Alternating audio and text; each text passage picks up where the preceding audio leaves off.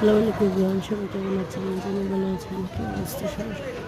আমি আজকে গত 2 দিন ধরে প্রচণ্ড অসুস্থ, জ্বর সর্দি প্রচণ্ড।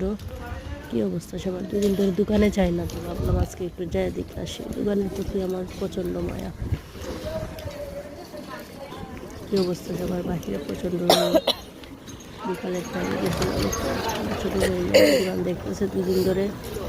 আমি একটু গেছিলাম আর কি। কি অবস্থা সবার? এখনই যে গরম পড়ছে, হঠাৎ করে অনেক রোদ চলে আসে। ভাবলাম একটা ভিডিও করি। দোকানে আসলাম, ভিতরে আমার ছোটো বোনে কাজ করে,